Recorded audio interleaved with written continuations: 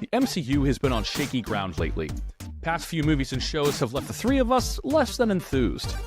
Will this be a show that finally cracks the code? Kind of. So suit up, grab your grappling hook, and listen to other people's heartbeats to tell if they're lying? We're heading to Hell's Kitchen for this review of Daredevil Born Again on this episode of Three Dimensional Dads. Three friends, all geeks, exploring every dimension of being a dad. I'm Jay. I'm Derek. And I'm Ian. And none of us are both sightless and have super hearing. In fact, my hearing is pretty terrible. Me too. It's pretty bad hearing. I'm jealous of his good hearing. Yes. Like when a bomb goes off near him, I'm like, that's going to hurt if your ears are ringing, Daredevil, you're losing hearing. Do you remember that episode of The Boys where like they had the Daredevil like parallel and Homelander just goes, what if I did this? And he like hits him in the ears and he's like, oh, now you're just a regular guy. Well, weirdly enough, though, I am hearing like lightsabers and like the Imperial March going on because it actually is. We are recording this on May the 4th. Star Wars Day. Star Wars Day. We're recording Marvel. Hello there. We should change the opening there. Hello there. Hello there. Hello there. Hello there. It's all the same stuff. It is all the same. I mean, like, look, whatever. However, propaganda. I say whatever you geek, however you geek, fine by me, even if it's all with the House of Mouse. But yeah, we're recording this on May the 4th. Tomorrow is Revenge of the 5th. And we just got done seeing Thunderbolts. So you can see our video review of that on our YouTube channel. Maybe we'll put a link down here somewhere. In the basement. I don't know. We'll do that. But I mean, the MCU it's fairly busy right now. We got Born Again season 2 is filming.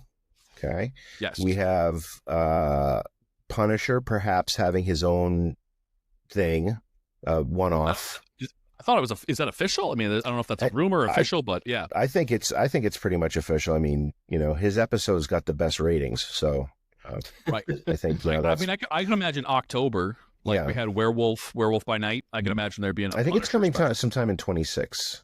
Cool. Because there's a lot going on this year. We have Fantastic Four in a couple months. We have Ironheart actually comes out in June. So we have June, July, and then there's some stuff in the fall. So there's a ton of stuff going on. Yeah. But right now, our job is to tell you all the spoilery review stuff about Daredevil. So if you have not seen it, pause, go watch the thing, and come back, because we are going to spoil all sorts of stuff for Daredevil Born Again Season 1. With that, Vincent D'Onofrio. He is pretty much the best casting in the MCU, maybe since Robert Downey Jr. as Iron Man. There is no other actor, in my humble opinion, that could pull off the cadence, the presence, the looks, like his eye lines to people. That scene where the kid, Gandolfini's son, like spoiled something about his development plans of Red Hook, and he's like, basically he's telling him, if you screw up again, I'm going to kill you. But he's doing it in like a way like, I'm giving you this opportunity. Oh, I have chills just thinking about it. I love his restraint where, like, he's holding back, but just under the surface is just anger. Like, he's so good at that. Good. His presence. So good. I think, and again, I think the second thing it goes along with this is that Daredevil is pretty much the most consistent character and IP of the MCU. Since the Netflix show, I don't think there has been one bad Daredevil product.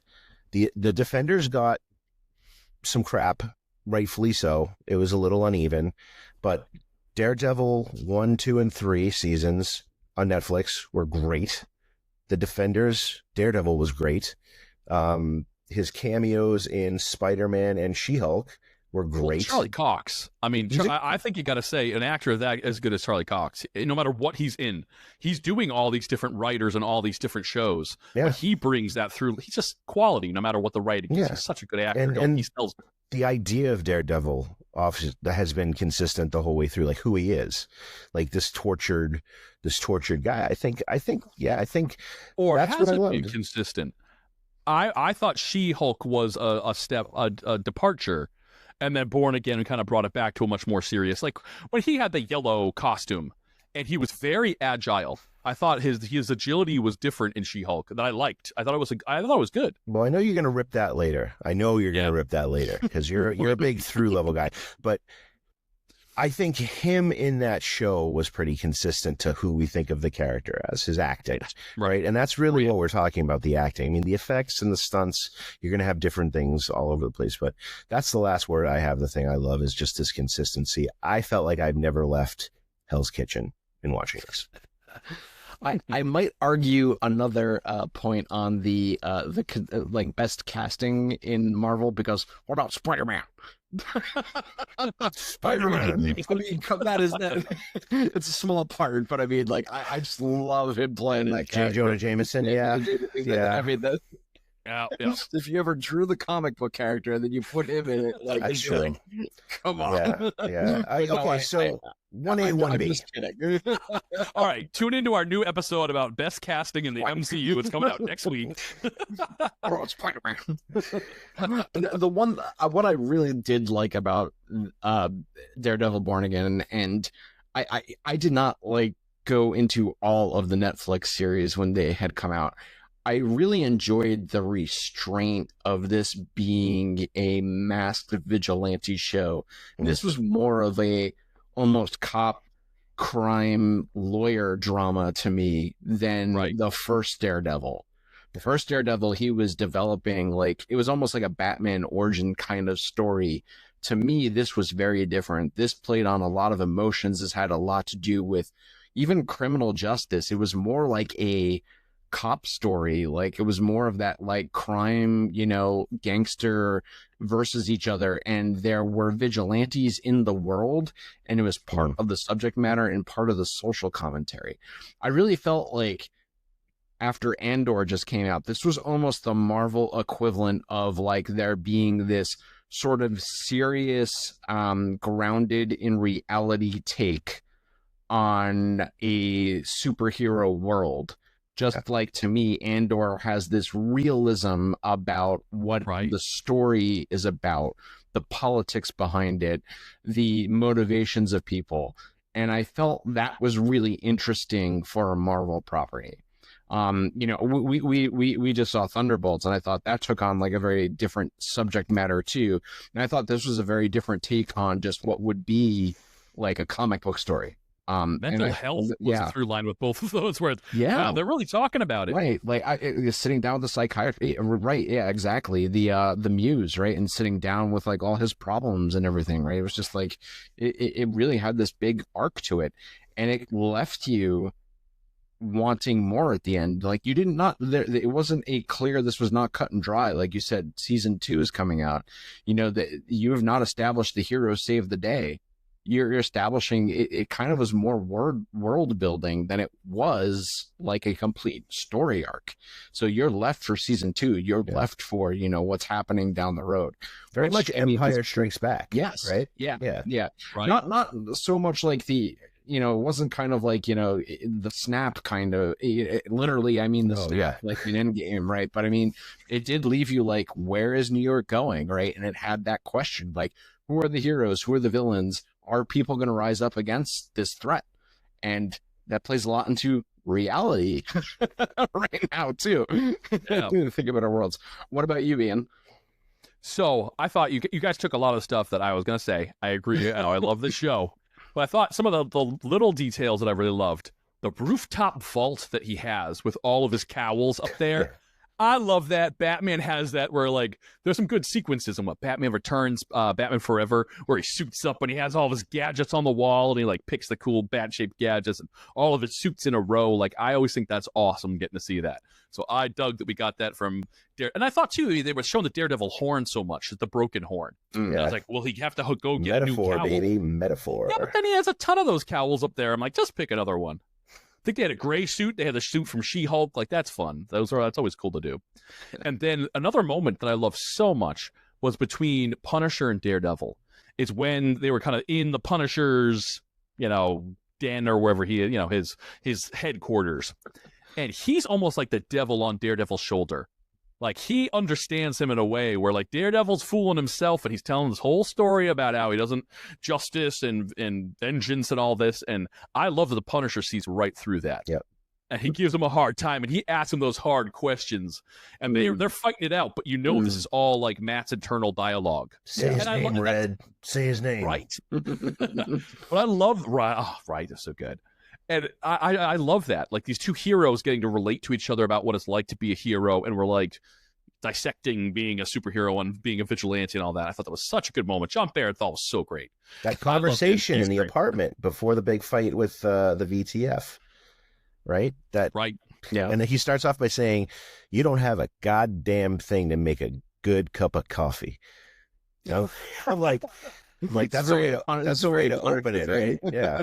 But then you're right, and they talk about all this really deep stuff about things that aren't real, like being superheroes, right? Right. But you can almost replace superhero with, like, being a father, being a police officer, being a firefighter, being in the military, being this, being that, right? Like, it's really about, like, those dark places that we have, you know, not dark evil, but, like, the stuff that really, like, hurts us inside. It reminded me of when Hawkeye talks to Scarlet Witch. Is like, he says, look at me, I'm just a guy with a string on it and a stick. Guy with a bow and arrow. But I love that when they really, like, you get to the root of these characters and their actual thoughts. And, like, I love those moments when they're really, you get a little glimpse of that. Awesome. Adds depth to it rather than just like, things are exploding, there are buildings, there are aliens coming, kill them. Like, that's great too, but I like the dark internal stuff. So we're talking about things that could be better. Derek, do you have things that were misses for you? Big spoiler coming. Okay, and watch the show. You only need to see the first episode. Yes. To really understand. But, like, if you've seen the Netflix series before, Charlie Cox, Daredevil, has, two friends. He works with his longtime buddy Foggy, who I guess in the first basically episode of the thing, he gets killed off. And I don't know if it is a separation from the Netflix series that they tried to establish, but to me, he was this pivot to Daredevil, right? Like, to his real life. He was the lightheartedness, the person that always brought him to that other side. And what is interesting is seeing Daredevil's character in the MCU. There is this lighter side to him. And I thought that my criticism or something of this is that this was so dark and so serious. There was not any comic relief. Part of the comic relief was, like, when Fisk was really serious, and that, like, that's like, and that was not a lot of moments that came out of that, right? So to me, it was like the pendulum was like the complete other way. If Daredevil, the original series, was pretty dark, I mean, you had Foggy being kind of like that, the droid, like the lightheartedness of it. There was none of that in this series. He kept Matt grounded. Really, right. It was just really dark most of the time. And, like, you had Punisher, basically, that was his buddy. And so it's pretty... I'm going to chop him up. There wasn't really any lighter moments in the series. It was all very serious to me. Right, which was a real, like, tire screech from where we saw him last on, like, She-Hulk. Yeah. She-Hulk, he's doing quips, and he's funny, and, like, Charlie Cox is really funny on top of it. Yeah, right. He's a great serious actor, but he has that other side of, like, making the jokes. So I always think about, like, Spider-Man and Daredevil. They quip all the time, and they make light of things, and they're funny. Mm-hmm. This was really dark and heavy. We didn't get as much of that. But I also thought, some of the things that I thought could be improved on. I don't think they used his agility enough. And I thought She-Hulk, they did that really well. Is that, because he's supposed to have he has a bunch of superpowers. It's not just hearing. Heightened senses, heightened reflexes, heightened agility. It's like his, the reflexes in Spider-Man where he catches the brick coming in through the window. Yep. Or, in She-Hulk where he can, like, jump around and kind of swing in a way that's just a little bit, they turn up that notch a little bit so it's not human. And we had some of that in, like, the opening scene. I love that when Daredevil fights Bullseye in the opening of this in episode 1. Yeah. Awesome fight. So good. He's swinging on the grappling hook. He's jumping up over, like, you get, like, these comic poses that he's hitting. Not a lot of that after. I feel like his main superpower is listening to heartbeats. I feel like that is his go-to, is like, is someone telling the truth? That's sweet. I know, right? Does she love me? I know, right? The heartbeat Andy when seems you're a like lawyer. Yeah. like that is his go-to thing. But another problem I had with Daredevil Born Again is the repeated storylines. I feel like I'm a little done with these, like, the hero. He's done being the hero. He doesn't want to do it anymore. Spider-Man's lost his will to Spider-Man. Okay, great story, very cool, but we get one Spider-Man movie every 5 years. Can we just watch him being awesome Spider-Man? Can we have him at his peak? I hope that's the next movie. That's what I struggle with. It's like, we don't get a lot of Daredevil. It's like, I want him to be daredeviling and being like a hero on the streets or like doing stuff. And it feels like this was very reactionary Daredevil that they already did in the story. The Netflix series did this. He decided not to be Daredevil, found out the reason to be Daredevil, and decided to be Daredevil. And then this season, they're like, now he's not sure again. Come on. It's like, or Fisk. I mean, I also thought giant tire screech with the last season of Daredevil on Netflix, where he took down Fisk. He showed the world Fisk's true colors. He put him in prison. It was done. And then he's like mayor of New York. He's like, it's fine. That never really happened. What? I'm thinking of a You're right. That's a little strap. Yeah, but I'm thinking of a real world parallel where a leader, lost election, was convicted of crimes, and then all of a sudden becomes a leader again. I don't know where they got that storyline, but you know what my problem was? My problem was Muse. Oh. Because you could barely say his name before he was dead. It did not. It inspired me to complain. That's what it inspired me to do, because they brought him in. He's a great villain, one of Daredevil's best adversaries, and they killed him. Now, caveat, I didn't mind everything up to him dying, until Muse died. But I don't think they should have killed him. I think he should have been mortally wounded. Move him to some maximum security, put him on the raft. I don't know, like do something like that. Arc going. But like save him, right? He would be great in the next season with the VTF. Like they'd have to face off against him too. But they killed him. So I'm like, my big thing is like, why kill him? Why? I wanted better scenes with him when he was with a therapist. She wrote all these books on being a vigilante. Yeah. He's in there, and he was pretty much just going to kill her, it felt like. He wanted to kill her. He was like, his mind was set on that she's the next Muse victim. I like that scene. I wanted him to reveal below the surface and be like, oh, this guy's really messed up. Oh, my God. Yeah, and had that potential, too. Yeah, you got a taste of that. I like that. I thought that was okay, but it really did build up to him. She kills him, and then all of a sudden he's not here anymore. And they didn't like fake it, like, oh, let's get him to the hospital. Like, no, he did. That's it. No more Muse. Also, something I didn't think they utilized the way they could have was White Tiger. They wrapped up the White Tiger storyline, right? He gets killed by the cop in the VTF. But his niece is supposed to be the next White Tiger, and they didn't tease that.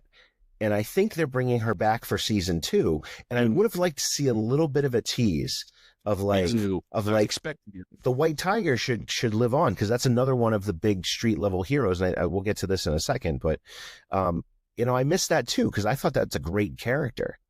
And the amulet. There's a power amulet that you put on. I was like, I feel like when you have a TV show and you have like the rifle over the mantle and you show a close up of the rifle, you're telling your audience that rifle's going to go off. Someone's shooting that rifle. You show us that amulet, you're like, I put it on and it gives me superpowers. Or we're like, put it on, do it. And like, no. And then you're like, will Daredevil get it? Can it give him more superpower? No. Okay, the niece is there. Introducing the niece. I'm like, maybe later. But that leads us to this, like, okay, so we wrapped up this season. It was great, but what's coming next? Yeah. What's coming next? I thought it was a little weird that his girlfriend didn't find out he was Daredevil. I thought when he swings in and he saves her, listen, Matt Murdock, you got to shave your beard. If you have a beard and Daredevil has a beard, and like it's the same beard, I feel like it gives you away even more. And I just thought, like, and he's even talking. He's like even in the room, like, "Hey, how's it going?" And he's not doing like the gruff Batman voice. Like, she's gotta know. They never address it. I mean, she has a PhD. She wrote a book on it. I mean, I want her to just slowly. I wanted the Lois Lane moment where she figures it out, where she's like, she knows Clark is doing something. Kirsten Dunst in Spider-Man. Remember when she figured out? She kisses him, and all of a sudden it's like, I love that. There you go. Ah, so good. You know, I know also the other thing I'm super looking forward to, Punisher special. Oh. I don't know if it's a rumor, if it's official, but John Barenthal, is awesome. And he's so good. And he had great moments here where he's like, you're a bunch of clowns. Awesome. You're the man. So good. He needs a movie. I think he needs a movie. I Yes. think he needs a standalone movie. Oh, yeah. Such a good actor. A long We need more of form him. story. Yes, all that. And they're setting up this rebellion versus Fisk and the VTF, right? So there have been some spoilers out there about, Murdoch and Karen Page on the street. He's not just as Daredevil. There is a alleged thing about, the suit he wears I won't spoil that because that's season 2, but like of what suit he wears. But I think that in the next season, you're going to have, I hope, you're going to have Frank Castle because he's still back. The teaser at the end was Frank Castle escaping the dungeon of vigilantes. But bring back the Defenders. Bring back Jessica Jones, Luke Cage. I'd even like Danny Rand Iron Fist with some better writing. I liked the Defenders. I liked the idea of a team up. One of my favorite things about Marvel Comics is that you used to have these teams, and not just the Avengers, not just the Fantastic Four, but you had these street level team, like people who worked Yes. like without, and they don't have like the mega powers. They're not like Captain America or Iron Man, right? Jessica Jones snaps. That's someone else's job. Yeah. When a cat's in a tree, you call it Daredevil. Well, even so, like they fight organized crime. They fight stuff going on in New York, and like that gives New York its own personality as well. If you know what I'm saying, like how these characters operate in New York City. Because I mean, New York is. Like, I'm not a big fan of going to New York. I small doses. I love New York in small doses. But it does have, like, New York is its own character. Like, more than any other city. Right. New York is its own character. So seeing these guys play in New York is something I'm looking forward to. Yeah. Yeah, I mean, what happens, like, does Fisk have to call the Avengers when the space stuff comes? And then, like, you have the other, like, little team of, like, Luke Cage and company. No, I think that seems like the Defenders, right, is the obvious place to go to me. Yeah. I thought, actually, that Luke Cage got teased in this, but I guess I'm wrong, because I thought that the police commissioner got into the car at the end with Luke Cage. But maybe I'm wrong about that. I thought there was crossover there. I thought I saw him in the vigilante prison. I thought I saw Luke Cage in the vigilante prison, but I don't think a cage would hold Luke Cage. Luke Cage. I thought that was another spoiler other than Punisher coming in, because I thought they were going to bring them all in, but no. To me, I don't know where. Also, like, I mean, is there Echo incoming? And where are all the other people in New York? We have New York seems to be the superhero city. Like maybe it's all the belts in New York. Right? We got so I guess this goes to the bigger question, right? What does this mean for the MCU? What is the bigger storyline for the MCU here? So this is actually the thing that popped out of my brain the first when I saw this on our script. This should be a prelude to what we're going to see in the next Spider-Man movie. And it should be Spider-Man with street-level heroes, Daredevil, Punisher would be great, against Kingpin and like Adrian Toomes the Vulture, Mac Gorgon the Scorpion, not like Doc Ock and like the big Spider-Man villains, but I'd like to see the Vulture, like have Wilson Fisk utilize his rogues gallery, if you will. Like Wilson Fisk always used to run the show with the street level villains, with Vulture, with Shocker, with Scorpion. So like I hope that's what they do in the next Spider-Man movie. That's what I think. Kingpin is in the Spider-Man movies, the Across the Spider-Verse. Yeah. Like Kingpin is a Spider-Man villain in all of that. Yeah, right. So like how are we not getting that crossover in live action or any of that? Could you imagine Tom Holland fighting Vincent D'Onofrio? Well, that would be great. Morales fighting Vincent D'Onofrio. Yeah. Well, I think that's another thing, but that's not with Daredevil. I think they're going to bring Miles Morales in and start transitioning through these next 3 Spider-Man movies. You know, we have multiple universes and everything else, so God knows what's Well, just bring Loki in and everyone, you know, there'll be timelines all over the place. It's going to be like the 80s timelines. You're going to have to like get a pencil in and like reset the tape. Well, as long as Loki's sitting on a chair holding the tree, being part of a tree that keeps the timelines, and I don't know what happened. Wilson's just like, wow. I think, wow, it's great. No, I think we're done. I think we're done with timelines and multiverses.